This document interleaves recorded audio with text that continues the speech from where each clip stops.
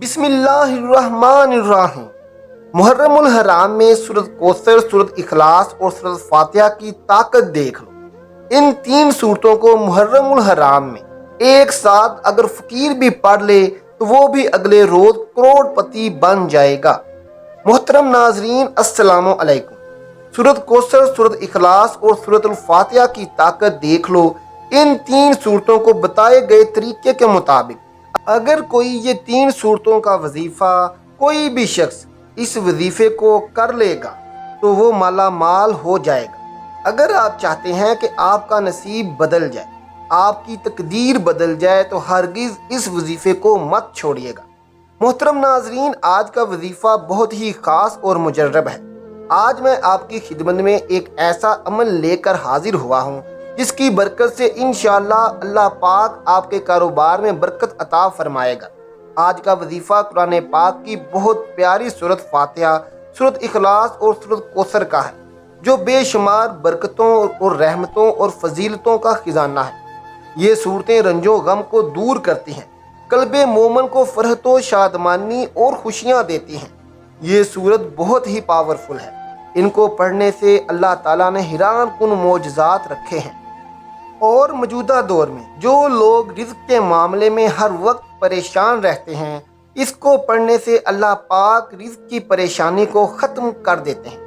اللہ کریم نے ان صورتوں کے پڑھنے پر اتنی زیادہ برکت رکھی ہے کہ جو کوئی بھی رزق میں پریشانی میں ان صورتوں کو اپنے گھر میں نماز کی پابندی کے ساتھ پڑھ لیتا ہے اور پڑھنا شروع کر دیتا ہے، تو اللہ کی جانب سے اس انسان کے لیے دلی طور پر ایسا سکون نصیب ہوتا ہے دنیا میں کسی اور شے سے نصیب نہیں ہو سکتا۔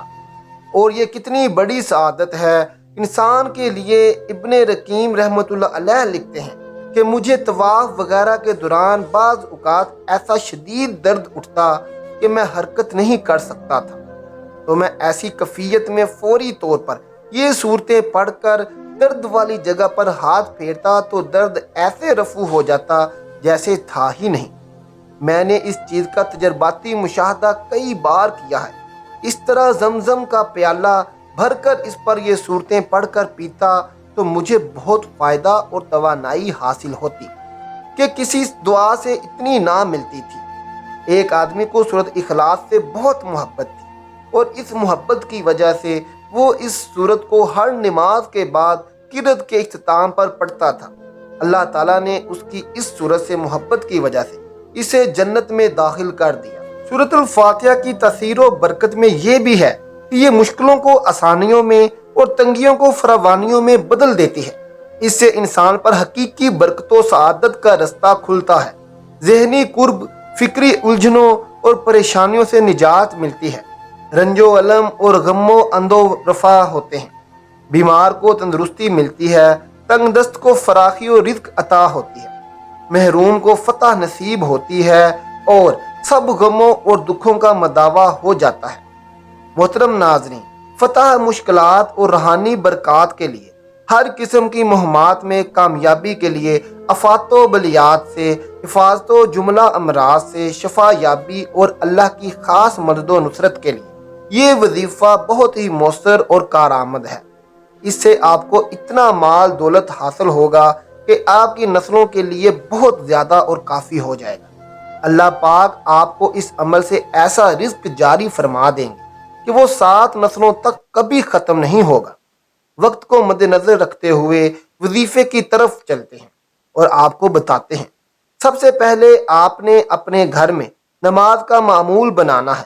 کوئی فرد ایسا نہ ہو جو نماز نہ پڑھے، کیونکہ نماز فرض ہے۔ اگر ساری رات آپ تہجد پڑھ لیں تو صبح اگر نماز فجر آپ سے رہ جاتی ہے تو ساری رات آپ کی عبادت میں گزری ہو، اس کا کوئی فائدہ نہیں ہے۔ نماز کی پابندی اپنے اوپر لازمی کر لیں۔ آپ نے سب سے پہلے اول آخر درود پاک پڑھنا ہے۔ درود پاک آپ کوئی سا بھی پڑھ سکتے ہیں۔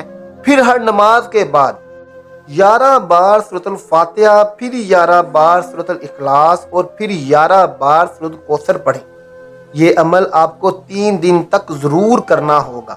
عورتیں ایام خاص میں اس عمل کو نہیں کر سکتی، البتہ گھروں میں مرد حضرات یہ عمل جاری رکھ سکتے ہیں۔ انشاءاللہ جس دن یہ عمل شروع کریں گے آپ خود ہی دیکھیں گے کہ آپ کا ہر آنے والا دن گزرے ہوئے دن سے مزید بہتر ہو جائے گا۔ اللہ کی ذات پر امید رکھیں، رب کریم کبھی بھی آپ کو مایوس نہیں کریں گے۔ آپ اللہ سے یہ مانگتے وقت اپنے گناہوں کو کہ میں تو بہت گناہ گار ہوں، مجھ سے بہت گناہ ہوئے ہیں، غفور الرحیم کی ذات سے آج آپ توبہ کر لیں، اپنے اللہ کو منا لیں، صلح کر لیں۔ اللہ پاک جلد مان جاتا ہے۔ توبہ سے بے شمار واقعے سے بھری پڑی ہیں۔ کہیں لوط علیہ السلام جیسے انبیاء کی بیوی جہنم کی ایندھن بن رہی ہے، تو کہیں فرعون جیسے دشمن دین کی بیوی آسیہ اسلام قبول کر کے جنت میں ختم المرسلین صلی اللہ علیہ وآلہ وسلم کی زوجہ کا شرف حاصل کر رہی ہے۔ کہیں نبی صلی اللہ علیہ وآلہ وسلم کا سردار چچا ابو لہب جہنم کے پست ترین درجات میں گر رہا ہے، تو کہیں بلال رضی اللہ تعالیٰ عنہ جیسا غلام حضور صلی اللہ علیہ وآلہ وسلم کی سواری کی لگام پکڑے جنت میں داخل ہو رہا ہے۔ وظیفے کے بعد آپ لازمی اللہ کی بارگاہ میں، اللہ کی بارگاہ الہی میں دعا کرنی ہے۔ دعا ہے کہ اللہ تعالی ہم سب کو دین حق پر چلنے کی توفیق عطا فرمائے۔ اللہ تعالی ہم سب کو ہمارے نبی پاک صلی اللہ علیہ وآلہ وسلم سے پکی اور سچی محبت نصیب فرمائے، اور اللہ تعالیٰ سے دعا ہے کہ جو لوگ پریشان ہیں اللہ تعالیٰ سب کی پریشانیوں کو دور فرمائے، اور ہم سب کو 5 وقت نماز با جماعت ادا کرنے کی توفیق عطا فرمائے۔ دعا ہے کہ اللہ تعالیٰ میرا سنانا اور آپ کا سننا اپنی بارگاہ الہی میں قبول اور منظور فرمائے۔ آمین ثم آمین۔